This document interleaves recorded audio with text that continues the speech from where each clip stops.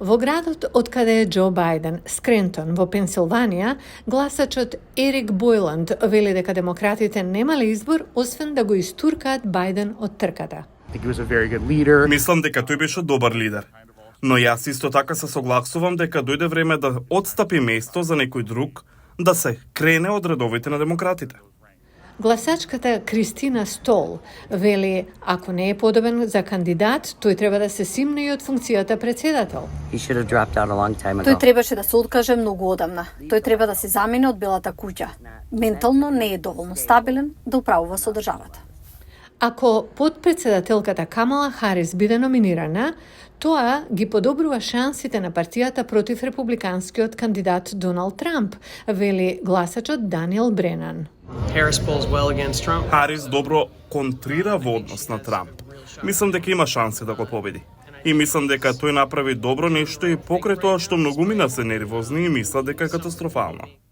При посета на Вашингтон, гласачот од Пенсилванија Бил Милс вели дека Харис ја споделува одговорноста за економските неуспеси на Бајден. Забележуваме пораст на цените на артиклите за домаќинството, на бензинот и на животните трошоци. Полошо живееме. И подпредседателката Харис е одговорна за тоа. Ќе биде многу тешко да се смени тоа мислење кога сите гледаме како економијата паѓа.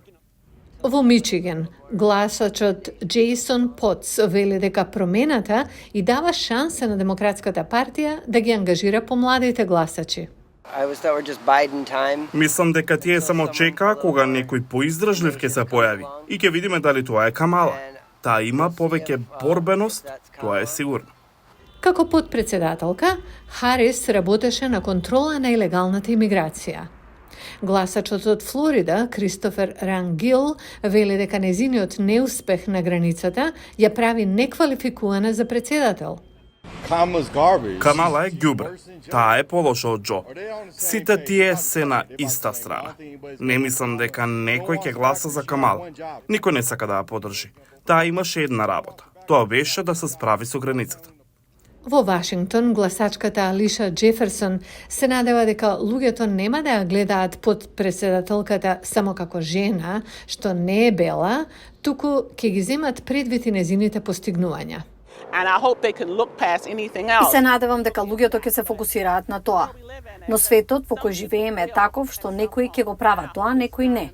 И се надевам дека нема да има многу од тие што ќе застанат на патот, попречувајќи ја да дојде на функцијата. Ендрю Варшавски од Нью Йорк вели дека ќе биде тешко да се победи Трамп. Дури ако Бајден останеше во трката или кој да било демократ, ќе се бори со Трамп. Јас сум демократ. Мислам дека ќе биде тешко за нас да победиме во оваа трка без разлика што и да се случи. Се чини дека Харис има доволно поддршка од партиските делегати да биде номинирана, но ќе треба да се сочека на Демократската национална конвенција следниот месец во Чикаго да стане официјална кандидатка за да го предизвика Трамп.